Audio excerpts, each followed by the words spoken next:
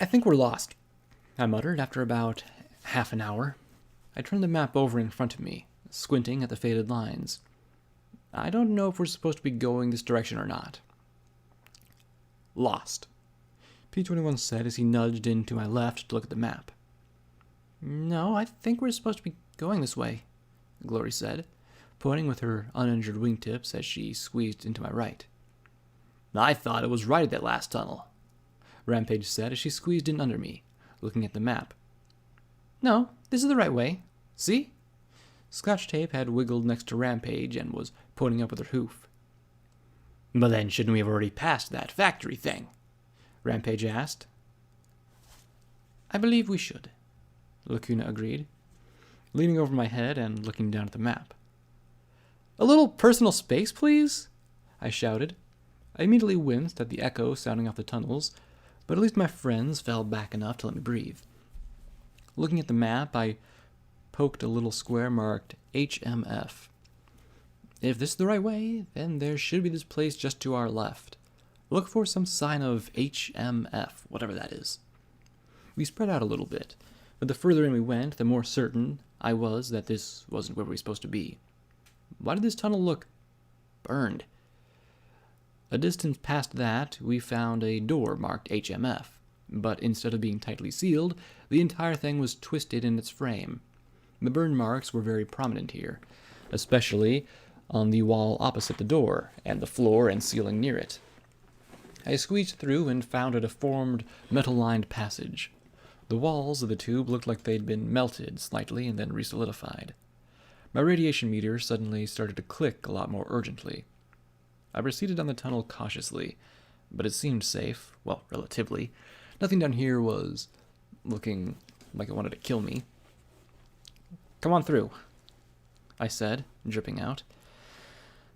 I helped the others squeeze through, and only then Lacuna was left outside. I looked expectantly at her, but she took one look through the gap and flashed through the far side. I looked at her, the gap, and then at her again. Okay, yes. Expecting her to squeeze through that was not one of my better ideas. Veilicorn immediately took a deeper breath and smiled blissfully. Oh, this is better. I took one look at my radiation meter, spiking, and swallowed. Yeah, better. I shared a look with the rest of my friends, and we immediately took another Radex. We advanced down the passageway and found it looked like something in another chamber had half blasted, half melted through the tunnel's wall. Twisted debris had been melted into the walls, and the floor was covered with what looked like hardened flows of liquid metal and rock. The tunnel continued a bit further to a short flight of stairs leading up to a heavy door, but that had melted into its frame. If we wanted to continue, we'd have to go through that hole. The hole looked like something a giant bullet would punch into a metal target, except that whatever had done this had blasted through rock and 2 layers of metal. On the other side, there was a drop to the floor, but there was enough congealed metal, molten ruin for us to scramble down. The room was one massive pile of slag. Whatever had been in here, it had melted every single surface into a frozen landscape of dripping metal. Blackened steel stalactites dangled down above us, and we had to take care not to step on any or trip over lumps and spikes extending from the floor like alien and dangerous works of art. In the very center of the mass was a large hunk of cracked blackened rock. I looked up at the ceiling, but there didn't seem to be any place the rock could have fallen from. What the hell is this place? I asked as we spread out a little. There were red bars in my vision in all directions, but for all I knew, they could be above, below, or through solid rock. Still, I gestured for everybody to have their guns ready. Someplace bad, Scotch murmured, drawing her wrench. I couldn't disagree. There was a runny doorway, sans door, in the side of the room. Behind it was a stairway leading up. Fortunately, these stairs had been dug as a tunnel rather than built with a vertical chamber that were still mostly intact. At the top was a room full of fried terminals and other scrap. One wall of the room had what looked like a large window in it, but blast shields had been lowered over them, and had been melted through. Now the twisted voids looked out at the room we'd just come from. Burned out talismans and crystals were in abundance. Whatever had happened here, it hadn't been good. There was a door in the wall opposite the windows. On the other side, 2 identical-looking metal corridors led off at angles. The damage here wasn't bad. These looked more like the entry tunnel I'd squeezed into rather than the liquefied blast chamber. At random, we picked left. At the tunnel's midpoint was a melted, shut metal door that was probably the one leading to the tunnel we'd entered through. And at the tunnel's end was an intersection identical to the one we found outside the melted chamber. This one's terminal-filled room was more intact, though, and had a large number 5 painted against the far wall beside the observation windows. Sooty ash and burned bones lay everywhere around the observation room, but the chamber beyond the windows wasn't burned at all. In fact, except for the glass of the windows, everything in the room on the other side, including the large gray rock in the middle, looked as if it was covered in frost. Hey, this one's still active, P-21 said as he sat behind one terminal and started to type. Then he frowned. Okay, definitely going to take a while. Do we have a while? Scotch Tape asked as she looked at her own pip-buck. Let's look for a way out while he works. Scotch, could you give him a hoof? I asked from the intersection, peering down at the other passageway. She nodded, looking grateful to be staying behind with the blue buck. We broke into pairs and split up. Rampage Lacuna continuing the direction we'd been going, while Gloria and I started back to investigate the other corridor in the melted room intersection. We found a T intersection and, after discovering going straight ahead would take us to another identical junction, turned right instead. Gloria looked a bit pained as we walked. That savage bite to her wing was still bleeding a little. How are you holding up? I asked softly, as we trot past storerooms filled with knocked-over twisted shelves of scrap electronics, spark batteries, and wonder glue. Most of them were fire-damaged, but here and there were ones that didn't look that bad. I made sure to pocket all the reasonably intact-looking ones for when we got out of here. Gloria peered down the hallway before she glanced at her injury and gave me a worried look. I don't know. I've never hurt my wings before. Never? I asked in surprise. They looked delicate, fragile even. She gave me a crooked little grin. I know I'm not a flyer like Dusk, but trust me, Pegasus wings are tough. Once a Pegasus is airborne, well, there are stories of Pegasi during the war flying at speed straight down into zebra formations.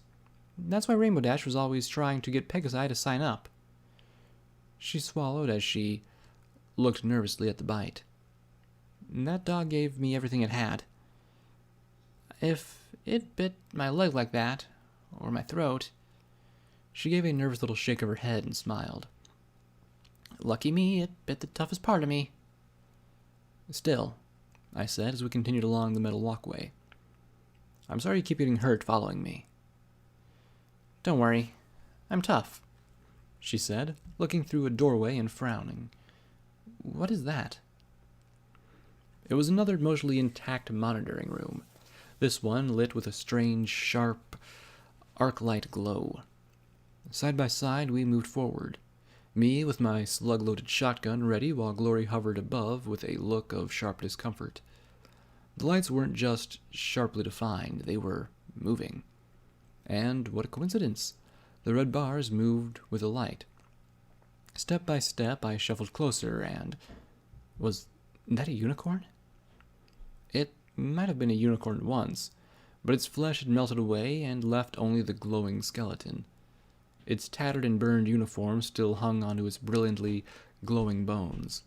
A nimbus of glaring white light was emancipating from the skeletal remains. They didn't walk so much as they hovered silently over the ground as the light flickered around and through them. They looked more like milky crystal than bone. The thing looked right at me as the green glow within its sockets flared. Oh, fuck this. I entered Sats and blasted 4 rounds into its skull. Shining bone and tattered cloth exploded around it. It let out a scream so high it was almost beyond hearing, but nearly floored me in pain. The bones flickered and went dark, though, and the skeleton collapsed into a shattered heap. Too bad it wasn't alone.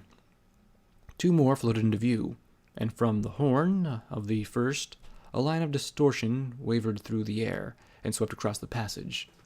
It had absolutely no effect on the walls, my barding, or my flesh. It did, however, shatter every bone in my legs and as it passed through me. I fell into a screaming heap, tears running down my cheeks as I fired round after round at the floating skeletons. Glory's emerald beam seemed far less effective than my crude but brutal shotgun slugs.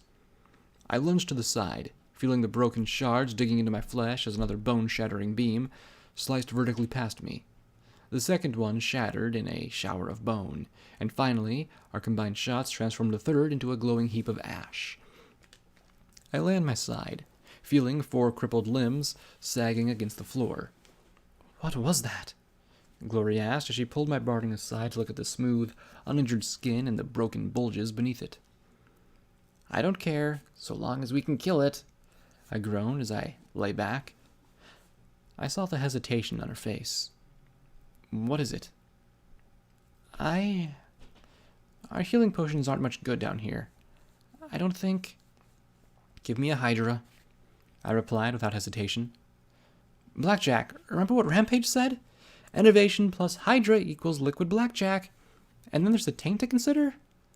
"Don't go lacuna on me and start quoting fancy math," I replied with a shaky smile. It felt like all 4 of my legs were being dipped in fire. Dead blackjack here, or dead blackjack when we run into more of those things. You decide. If you have a Hydra, give it to me. Glory closed her eyes and fished out the syringe. The gray goop went to work at once, and I did all I could to not cry out as I felt my shattered limbs regenerate. The shards were pulled into place piece by piece and reformed. Oddly, the pain slackened to a dull ache, and I blinked as I rose to my hooves. Was it just me, or did I actually feel good? Looks like it, did the trick. "It doesn't hurt?" she asked in confusion, and I shook my head. She didn't say anything else, but she looked troubled as I walked to one of the large observation windows. There was an odd rainbow glow shining through it. The chamber beyond wasn't melted at all. At the center of it was an immense diamond as large as a pony's head, and shining with a cornea of light.